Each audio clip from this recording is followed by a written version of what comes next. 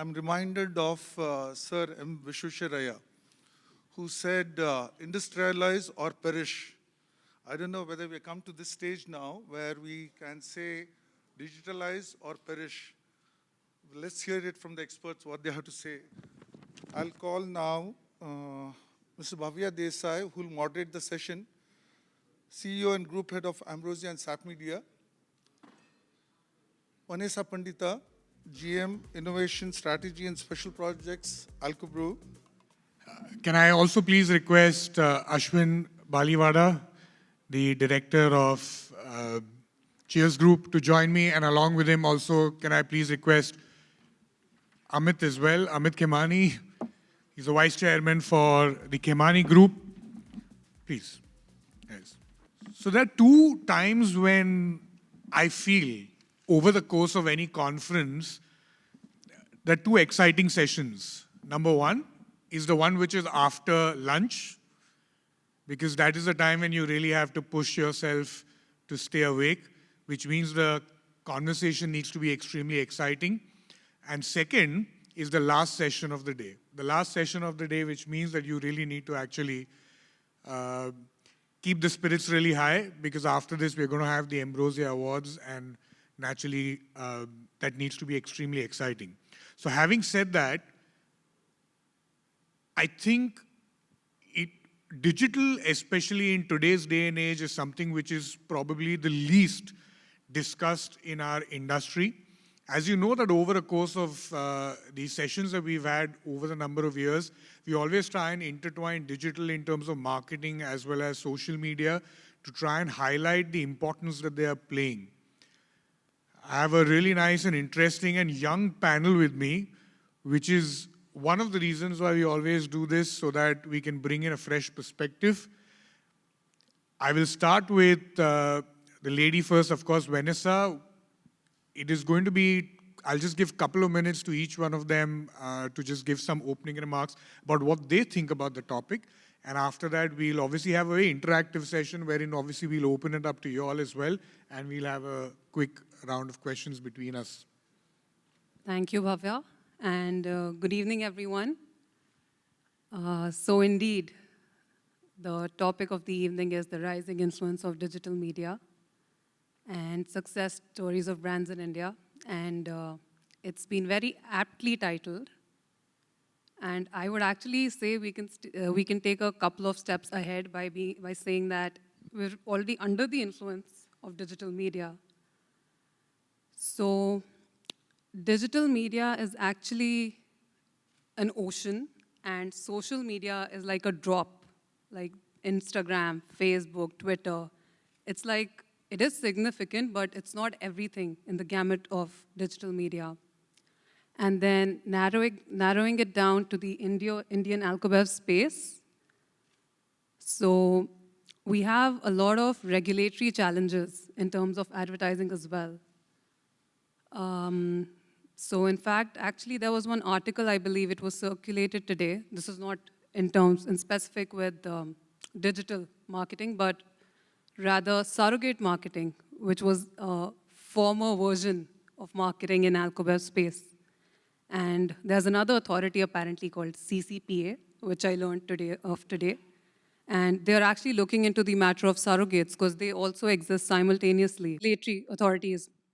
So there's the legal drinking age aspect, and there are different states in India. And someone mentioned in the previous panel that every state is like a separate country.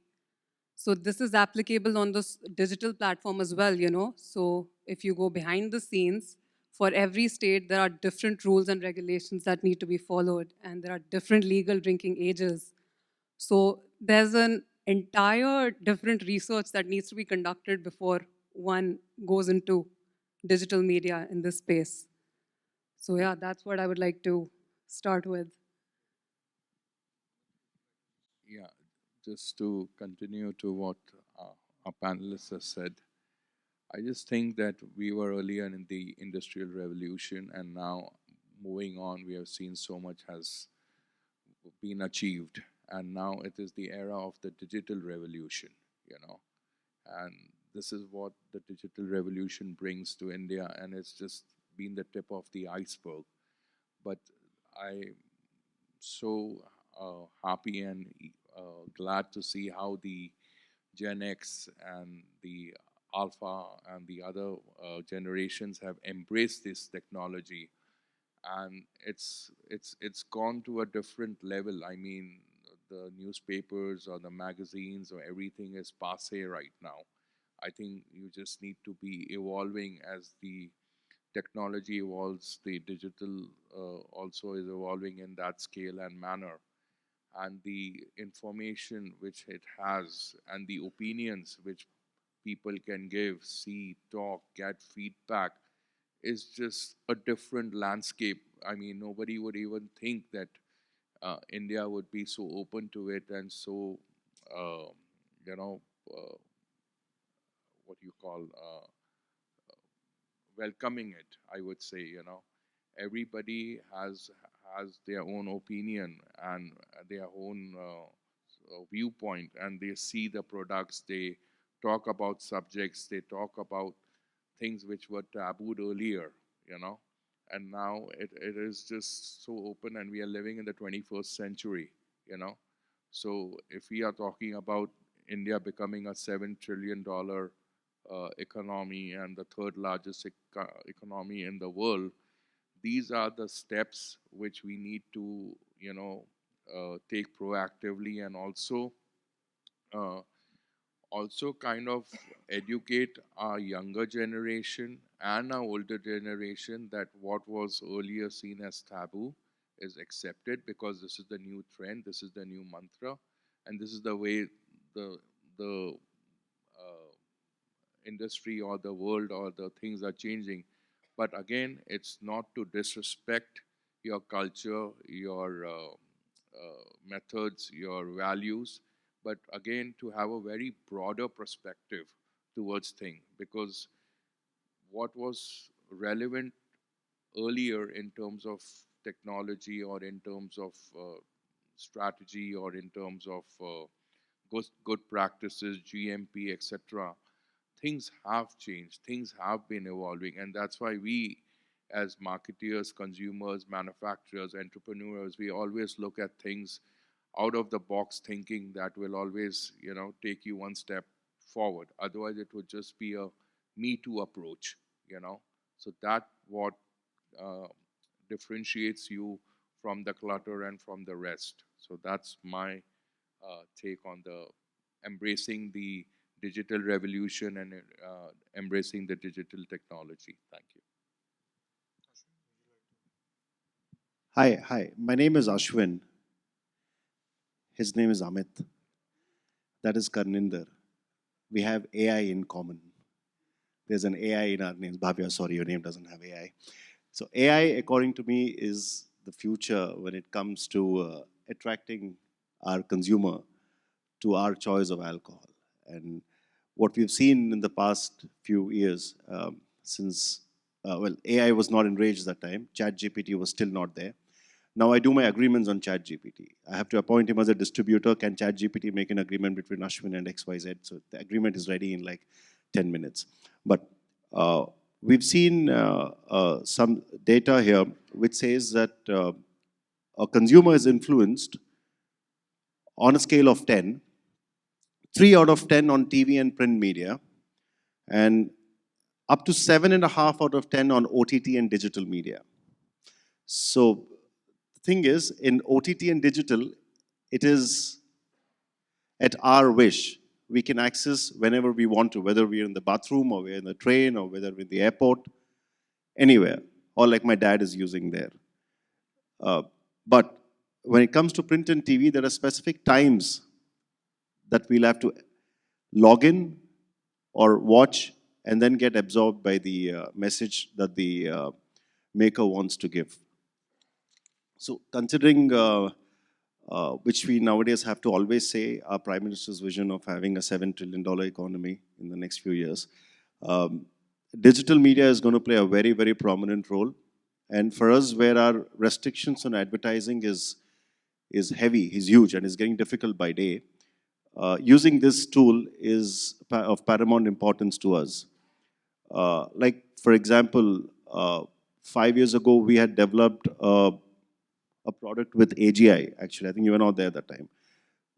We were not a big company then, but you were far big and still bigger now.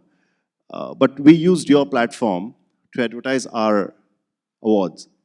So it kind of helped us. So, there's this digital media partnership of independent industries also is a way forward, because there is a commonality between your user and my user, the followers, I mean. And then coming to, like how Vanessa rightly said, social media is like is a drop in a very big ocean called digital media. So the other aspects of digital media, we are still exploring.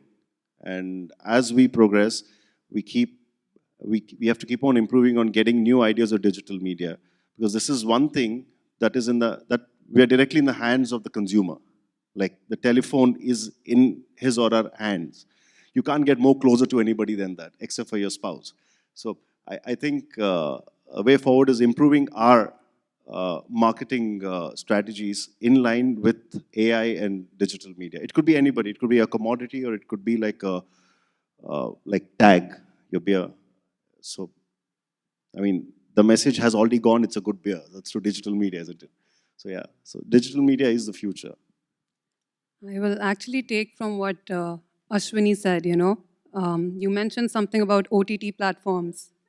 So a lot of the affiliated industries to Alcobev. So let's take media and entertainment, for example.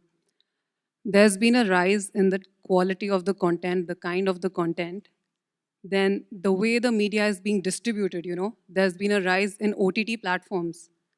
So that has been a huge shift from our traditional methods of distribution. Then another industry is our good old marketing and advertisement, Since the onset of digital media, there's been a completely redesign in the way marketing and advertisement industries have been functioning. We're not so digital media is actually, when utilized correctly, it can be highly target specific. You can literally go down till a pin code and target your audience. And at the same time, it's been extremely cost effective as well, which was not the case with traditional media, It sort of had a limiting reach just by virtue of the way it is. So that is another industry that's been impacted. And also, when I mentioned media and industry, just by virtue of having all these online platforms, there is a new profession that has been created, which is content creators, which have gone on to become influencers, key opinion leaders, tastemakers. Like, we literally look up to them for what brands to purchase. And then, of course, there is e-commerce and retail. We can't forget that. Although in India, with alcohol, they're not very strongly related or encouraged to work together. But abroad, like Ashwin also mentioned about AI, I will touch upon that as well. So for example, you go on some website which is selling whiskey because it is allowed abroad. So, if you choose, let's say, whiskey A, and you put it in the basket, and then you see some other better option, you remove it from the basket, then you go to whiskey B, and then you just decide to not purchase anything, but you flip through the different options of whiskeys. So there is literally like a digital prototype of you at the back end, which has already picked up on your patterns, the way you're working. And then they will come up with similar options. That's how you see Nietzsche. There are other similar items, something you'd be interested in. So exactly. So it is so interesting. I mean, whether it's good or bad or scary or not, it is what it is. But it can definitely be used to our advantage. So yeah. So I think everybody here as well, in general, of course, amongst us as well, I think obviously we understand and we know that digital marketing and digital per se is something which is here to stay. There's no doubt about that. But where we are looking at in terms of where the pattern in terms of discussion is more in terms of where the Alcobev industry is.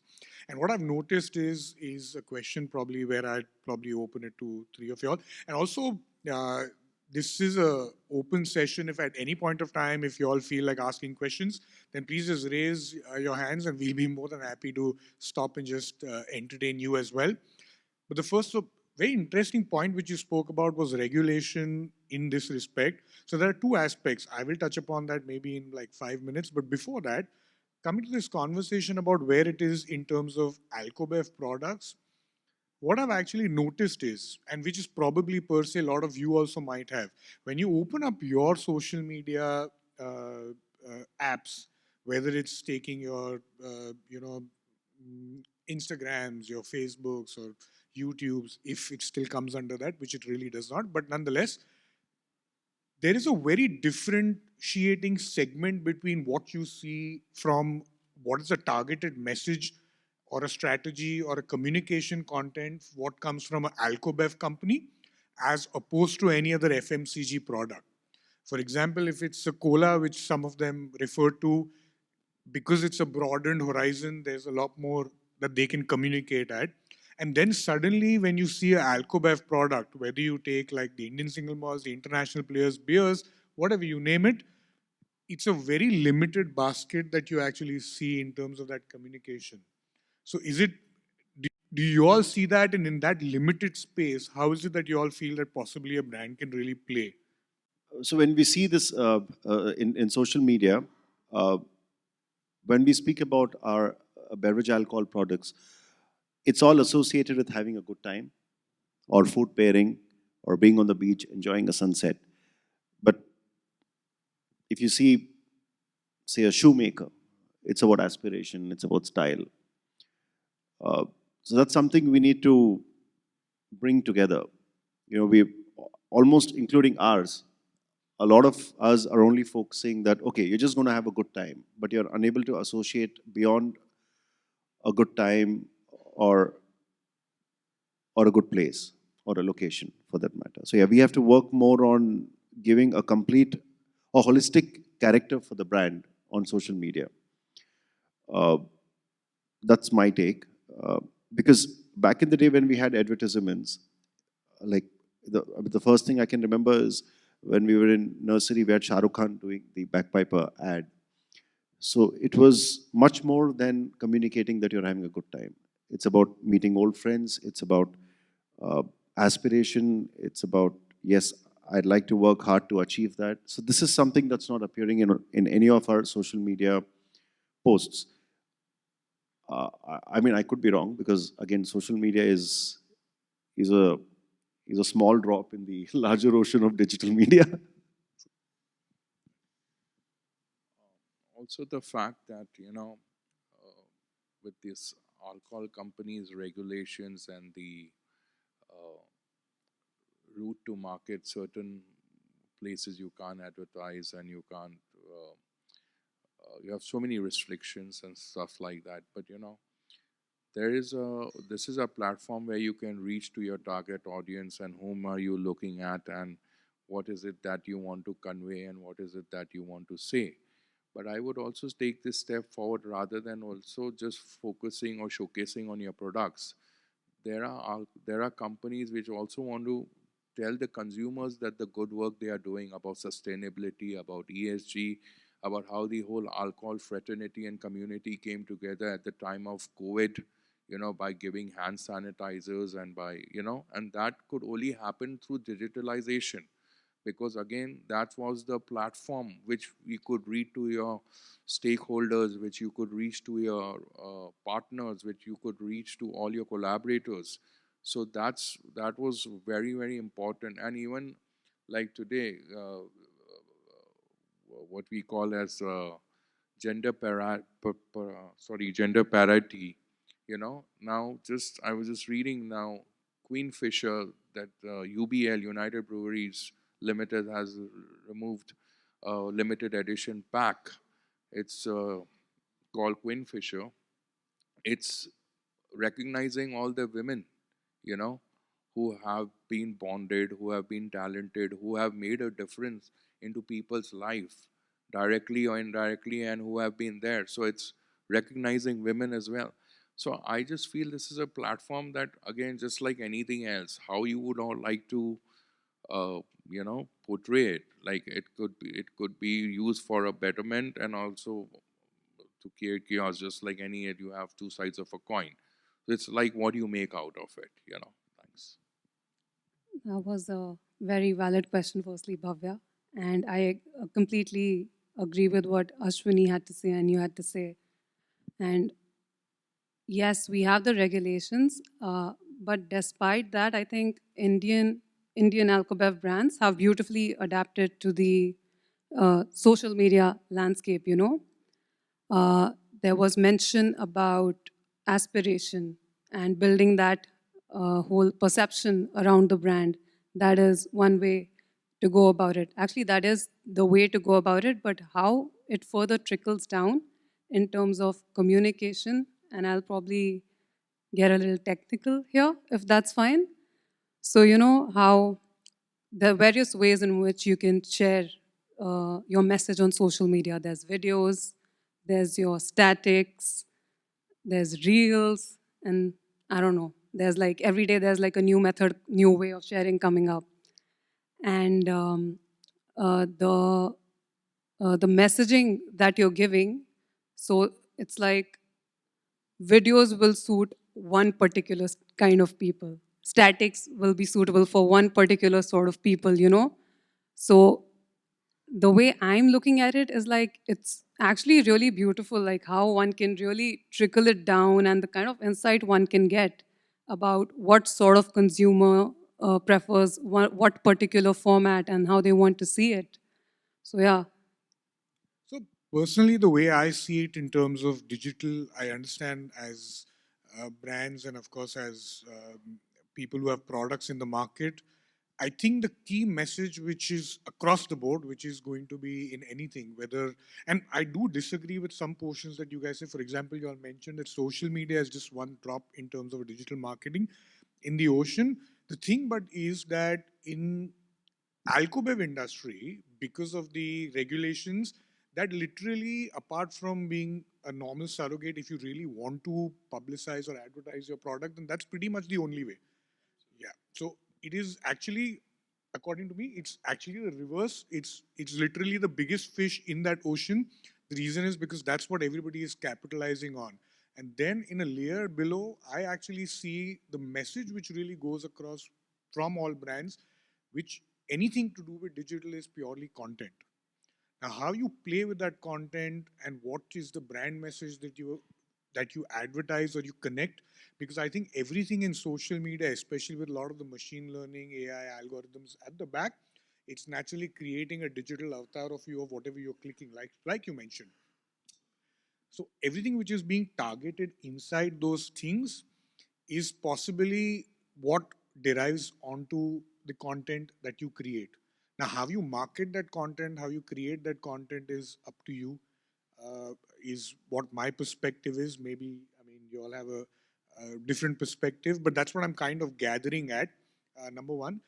But regulation wise as well, when I see from a surrogate perspective as well, that was very interesting actually. I was also not aware that even in online or in digital marketing per se, that every state also has different regulations. I was still under the impression that the regulations are still not part of that. So I was not aware of that. Maybe if we can dive a little bit deeper onto that topic, that will be great. Because that pretty much is the avenue, as we already spoke, to get your products out there. So can you probably just throw a little bit light on that, and then maybe we can circle back to the point that I was trying to elucidate. So let's say there are two states, A and B, and you're trying to promote, advertise your particular brand through creatives, through a particular video or a static. So it is possible that in state A, let's say the legal drinking age of a person is 21, and in state B, the legal drinking age of a person is 18. So there is a possibility that in state B, that person is not being able to see the message that you're trying to convey, whereas in state A, that's been going. So for the same though, there is the solution of being very specific about your targeting. Like you can choose. Again, as I said, that is the beauty of social media. You can customize it, personalize it, tailor it as per your needs. And yeah, that's about it. I mean, customization, and like you rightly said, social media is important for us. It's drop in the larger section, but for us it is the only drop, and that That's is the very only true. ocean. That's why you're Desai. You have AI directly. We have AI in the middle. So, like, where's Dad's not there? His yeah, yeah, of course. So that's the beauty of social media, because we can say age 25, mid-income earning, and goes out 6 p.m. to 10 p.m. every day. Get me that audience, and directly, bam, that picture directly is on her or his Instagram handle or Facebook handle or Twitter handle. Yeah, and from there on, of course, it's the content that matters. At the max, a media platform can only put your face. It can only get the horse to the river. Now, the idea of drinking has to be done with our content. Yeah, so content's of paramount importance. Believe this social media, rather than it's also a platform to gain knowledge and access knowledge, but also uh, people have been able to make a living through it because then you have influencers and stuff like that. And today it's all about getting noticed, you know. It's all about the imagery, what you're drinking, how you're drinking, where you are at, which pub you're at, which party you're at, which brands you're wearing, whom are you hanging out with. It's all about that. It's like jo dikhta hai wo bikta hai, you know. So it's kind of the bottom line, I would say, you know. So you want to be seen with the right kind of people, right kind of crowd, with the right kind of aura. So then that's where the whole impression about you, the imagery and everything comes into focus and into play. So that also, one way or the other, directly or indirectly, has some kind of bearing onto you and onto your company. Thank you. Are there any questions? If there are any questions, we would love to take them now. Audience, of course, we have a lot of questions, please. I think, Karan, you have a question. Yeah, I've got actually two questions. First is, जो दिखता है वो बिकता है. Starting from there, uh, I don't know, means somehow I'm feeling that except one brand in India, which is majorly into beer, there is no other alcoholic beverages company, especially the startups, which are associating themselves with sustainability and trying to project in a positive light, despite knowing that almost 80% of the population, especially the younger population, is trying to associate them with more sustainable ways. Is there any reason, or this is something which is right now not at the forefront of the maybe discussion that you have? I'm sorry, I didn't hear the last part of your question. So what I said, specific reason that we don't see Indian brands right now promoting the sustainability angle anywhere, despite having such high percentage of acceptance or users intention to choose a sustainable product more than a non-sustainable product. So is there any reason, or is it just out of sight out of mind kind of thing No, right now? this is the beer brand, right? You're talking about? Yeah, this is a Yeah, beer brand. I got it. So, yeah, so you see, the the landscape is changing, and the hierarchy, the hem of affairs have also been changed because the wind direction has also been changed. So the new ethos, the new ideas, the new team, the new leadership has come in as well. So what you're talking about, in fact, right now, all these guys who have been collaborated with the MNCs, and I'm not going to take names, you also know, and I'm sure everybody else also knows, um, the MNCs have been collaborated with the local Indian companies who have a majority stakeholder. Because of the MNCs which have come in, they have got these learnings into the Indian companies about sustainability, ESG, gender parity, women empowerment, women. So it is coming in, but like what Neeta ji said and other people, like we professionals, we have too much of a blind spot in ourselves, so we don't want to embrace what the new learnings or new technology or new offerings are. And we see or we say what we know is right, what we do is correct, and there's no better way to kind of guide us, track us, or change us. So that's why you have the board, you have corporate governance, you have all these MNCs coming in telling you you are doing right in your manufacturing or in your SOPs and all, but there are things that you have to do for the greater cause, for the community, for the people, for the environment as well, you know. So it is happening, but it is going to take uh, time. I think it's the ship in the ocean which has been there for long, and the rudder has to go in completely in a different direction. So it's happening, but it's just going to be, we got to be patient because we have been patient for so many years. Now we have seen this, and the ball is on the move. I can just vouch for that because I can already feel it because I deal with these guys, and I can already feel the change in the wind. You know. Before Sudeepji, before we come to you, let me just understand this. So you are basically saying that why is it that only maybe a few top companies are doing a lot more in terms of sustainability in communication as compared to a lot of the smaller? Okay. Absolutely. So I think I'll probably draw a different perspective and probably try and answer your question. The key difference from any brand's perspective is two things. Number one is the brands that you probably are looking at or referring to and looking at them on digital or social media, sustainability is just one part of the brand message and conversation that they will have across a lot of other avenues and portfolios. For example, they will have taste, they will have content, they will have XYZ, and then sustainability is one. Now, when you bring it and filter it down to possibly a much more ambitious manufacturer who's obviously trying to get there, they probably have a very small basket and a kitty. And when I say, I don't mean in terms of products or portfolio, which is also true, but apart from them, the marketing spends also that they have are probably not maybe like 1% of the size of what a MNC will have.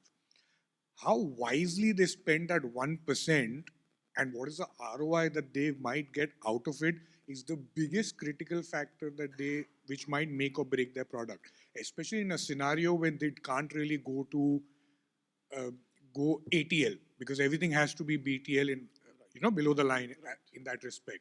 So that is the reason why I feel probably they might not take sustainability as the best route to communicate their product. For example, if I speak about him, or even I'm a big fan of Tag Beer, by the way. I don't know why it actually is still not coming to Mumbai and still not available. But I know the challenges. I know, but even his Indian single malt as well. So if they have to really do this, they actually would probably pick the bigger USPs, like made from hops, something which is extremely interesting in terms of taste, rather than bringing sustainability. Because to a consumer, they've obviously heard of the scotches, they've already heard of the bigger Indian single malts. So which means, like, okay, you know what, I've heard of Amrut. Okay, you know what, I've obviously heard of, what do you call, Toki. I've heard of this.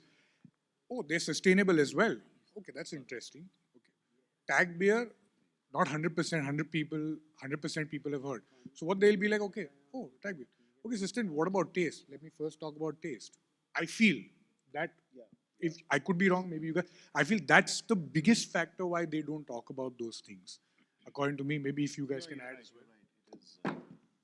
Soup first and main course later. Great. No, he's got it right. I mean, what do you think?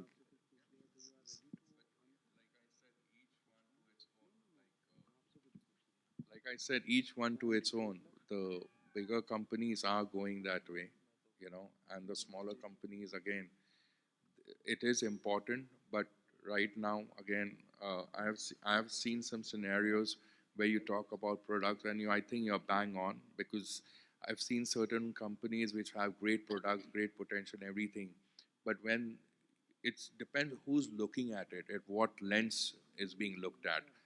When an MNC looks at you, or somebody who wants to do business with you looks at you and says, everything is good, but you know what? The two things which are missing in your group or in your company or in your portfolio is you don't talk much about ESG, you don't talk about sustainability. So that's again, it's a kind of a vicious circle. Then it comes back. Okay, then when you talk about ESG and sustainability, then what happens to your product or your image? So I think I would just put one point over there. For the people who have not tasted your product, right? This is a very good way to handle it. Like you are only pushing your product's feature, right? Now that people have tasted 20 different products, and especially for the generation which is there now, which is entering, right? There are 30 products lying on the shelf. What differentiates you from other right now could be just one thing. You don't know what is going on inside somebody's head. Second thing is, for the people who have already tasted maybe those 20 products, what would be differentiated? That could be a very, very different thing as compared to maybe who has not, you have not reached out to the person. So from that perspective, I was coming. But anyways, I think that's also a very valid point that the marketing budget is limited. So who you want to reach out to first and what you want to focus. Okay. Second thing, just a quick question.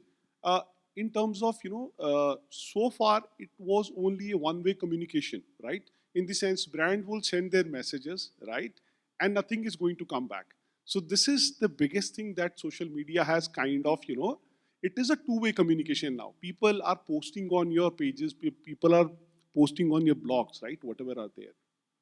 So how you guys are, kind of accepting or kind of rejecting or trying to improve your products based upon any feedback? Is there anything happening on that, or is it right now just the message is coming, that's it?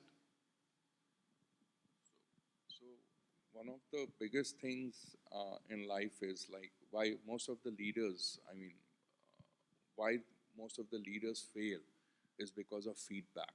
They don't take feedback, in any constructive manner, And in social media also, when you have the learnings coming in, the insights coming in, the feedbacks coming in, you can always gauge, you can always, go back to the drawing board and do a panel testing or do a dipstick study or something. You can always go through it and then see what is it, you have that interactive session going on, as you rightly said. It's a two-way street, it's a two-way communication. So at least you're getting the feedback, maybe genuine, maybe biased, or maybe totally off the cuff to throw you off the radar as well.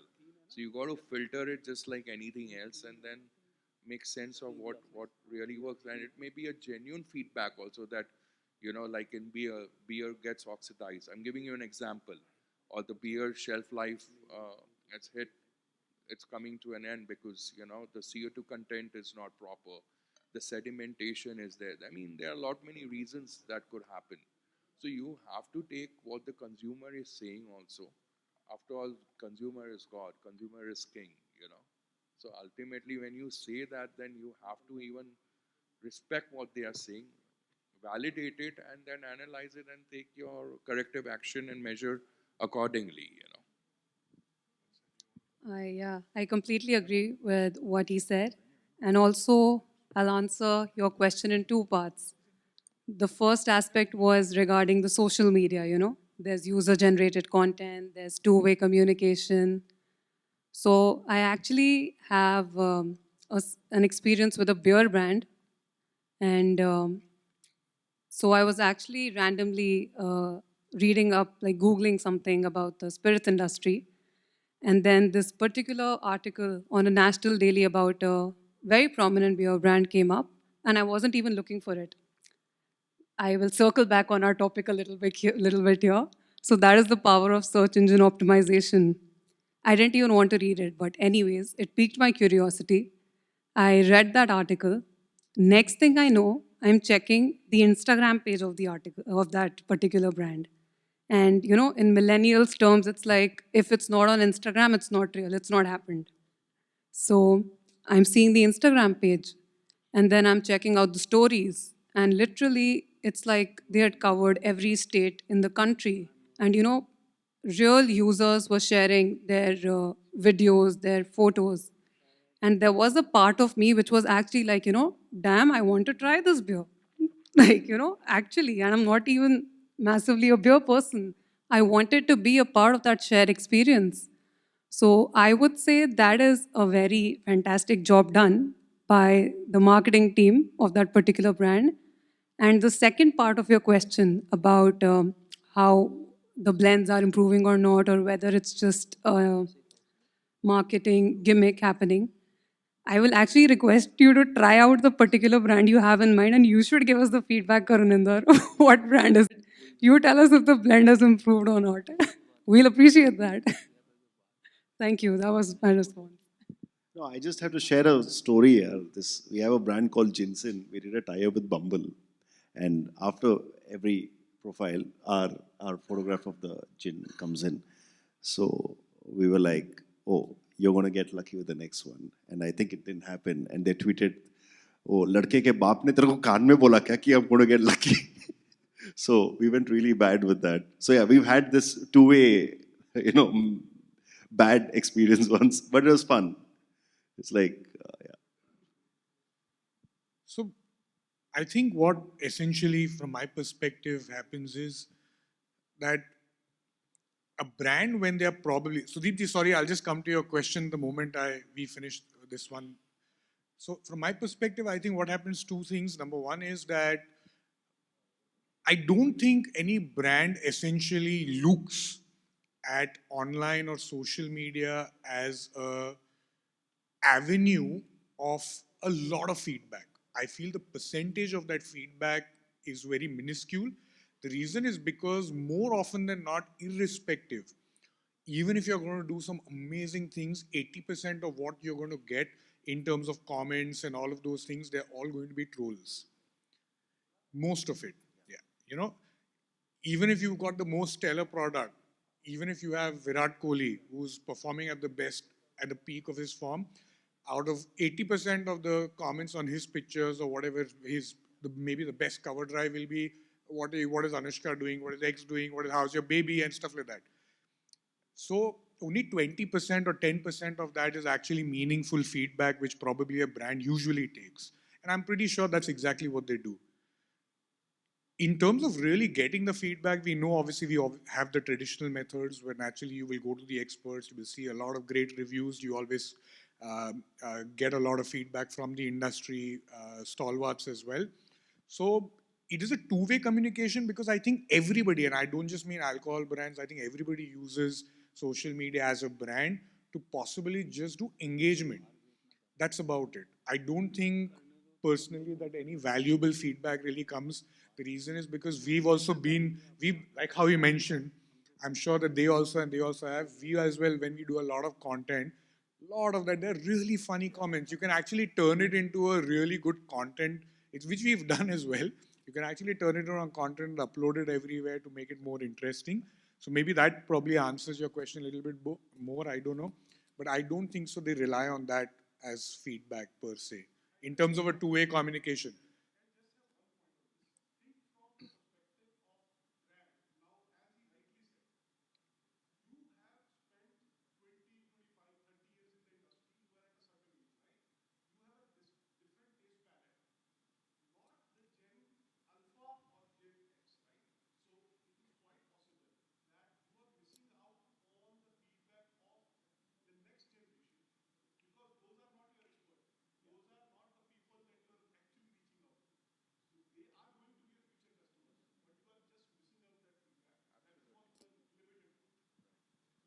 I think I agree with you. Also, because your prime example you see is again Bira.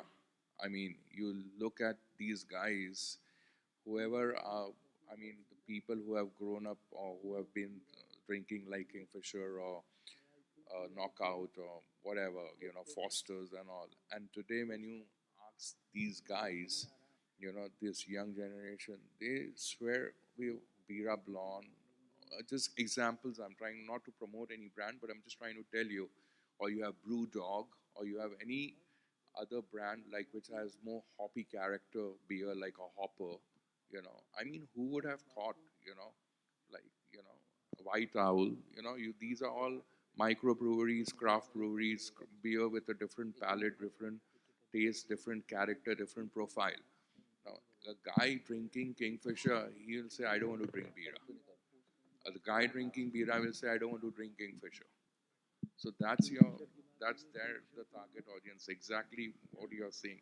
So either you move up, either you forget this and you focus that you have so much of business that you don't bother about this generation, okay? But you cannot ignore it. Like, So if you see more of that brand, it is sold more. And in the younger generation, sorry, just expanding the point. I know, Bhavya, the time is getting up, so I'll just take a minute. The point is that, you know, as everybody was describing today, and I wanted to make a point, but since it, as he said, you know, we have bloggers who come up and blog, but how much effect these days that blogging is getting, because every second person is becoming a blogger. You know, people who, I wouldn't say that people who've been drinking for last 30 years, they say we've been drinking so we know better than anybody else today, right? So I'm going to say a person who, there is an agreement to disagreement onto it, but this is what I have seen. I have not seen a single blogger who has ever put in a negative comment about any brand. Sudeepji, please. Yeah, in context of the alcohol industry and your what is social media, how relevant is Facebook in place of Instagram as on date? And another question: what is the percentage of importance Facebook today till today have? And my second question is, what next after Instagram in our social media in context with alcohol? And as far as bloggers are concerned, so there in every space, alcohol space, food and beverage space, there are enough number of bloggers. But there are serious bloggers who really does a very good job. And they really help us, especially in the alcohol industry, to reach to the people. And there are a lot of reading happens. If you see the post, how many people read it and all. And it really helped the brand. Because I am part of stuff more than 300 brands in this country. So I have seen how those, even a small article, if it is read by 200 people, and then it multiply into thousands and all, it helps. So we have to see who is speaking. So that was 4 questions. I will start with the first one. I shall. Facebook. You asked about the relevance of Facebook in today's world. Well, I would say it is still very relevant. And in my experience, I feel Facebook is not optimized, has not been optimized like completely, like the way it needs to be. So there's this thing called Facebook ads or ad preferences. It's like if I'm engaging with Bhavya, for example, I'm having a chat with him and I mention a wine or we're discussing about wines. I promise you the second or third post that you see on your feed would be about wines. That is where artificial intelligence is at work. And behind the scenes, in the backup, there's a third party which is actually working alongside Facebook that is collecting all of this data, you know. So they have the entire idea about what my discussions are regarding what spirits, and they're collecting this. They know what my tastes and preferences are. And you can actually, you know, you can observe, like, you can analyze this data and map it alongside your sales, your volumes, because ultimately, why do we market? We intend to get more volumes. There needs to be a certain ROI to the marketing that we're doing. So, you know, if you compare the two together, and if you actually want to go through, you can minutely analyze. So I would say Facebook would help over there. And at the same time, I would like to add this as a disclaimer, you know, for every company, there are different priorities, and they can choose, they can tailor, they can customize the way in which they want to use social media and what platform they want to use. So yeah, that was I hope that answered your first question. Yeah. Then to what percentage, I think that varies from category to category and from what particular segment you're catering to, So it's again a very particular to the business, the spirit that you're involved, If that it is you're a engaged premium with, the category, business then you're in. in the premium category, what will be the percentage? Sorry, I didn't get that. In premium category, what will be the percentage? I cannot give you an exact answer. And then your next question was what? What next after Instagram? What next after Instagram? That's a very good question, actually. Yes. Chat, GPT, Share Chat, all these AI-led Snapchat. Oh, Snapchat. Yes. Snapchat is, well, it's not, I would say, still there. Certain segment of the population, a particular age range, but not everywhere. Although AI-led applications, they are the future.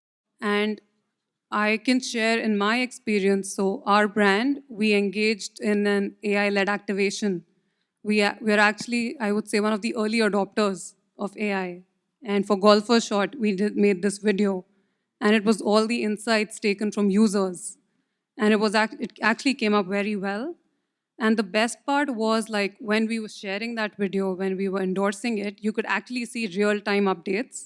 That is another beauty of social media, I would say, There is real-time engagement. There's another thing called live, for those who are familiar with Facebook, Instagram. Right now, I could take a video and all of you will be there on my feed. So yeah, and users appreciate that. It's like, the brand is connecting with them in real time. And then, what was your next question? I hope this answers. What next after? Yeah, that would be artificial intelligence. And I would also say brands are dabbling with the artificial reality and virtual reality as well.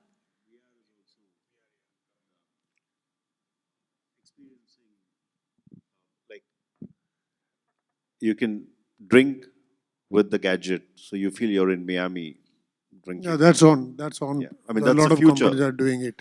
Yeah, VR, metaverse, drinking in metaverse. Yeah. Is it all right? If I can probably just add a little bit, is that, 6 months back, if you were to actually asked what is relevant, Facebook or Instagram, then my answer personally would have been actually Instagram. But every metric that you see in the last 2 or 3 months, Facebook has genuinely made a massive comeback. If you see in every brand communication, content, all of the places as well, numbers, the users, the number of daily visitors, which is primarily what an app also sees. Facebook is actually gaining a lot of places.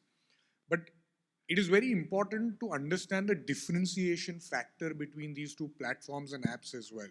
You know, in Instagram as a social media website is more for short format content, which is what is usually in the digital world is what you call short format content, which is more of reels and stuff like that.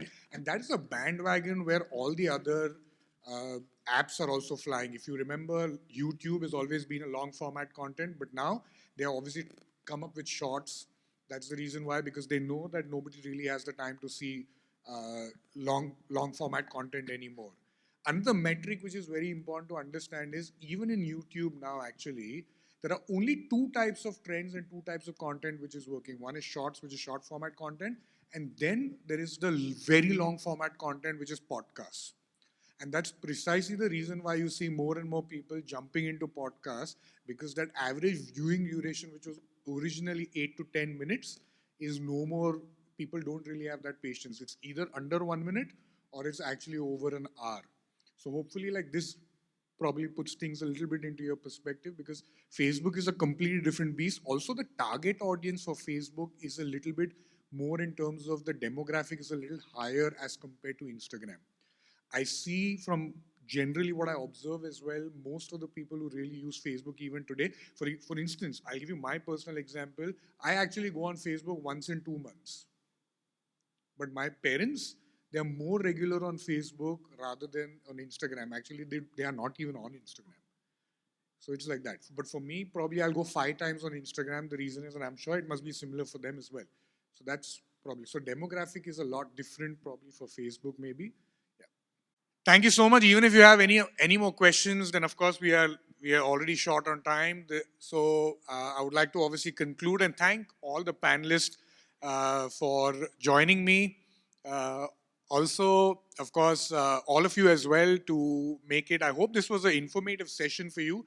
To summarize, I think it's very important to know that digital, if used smartly as an avenue, especially in terms of marketing, is something that can really yield excellent efforts.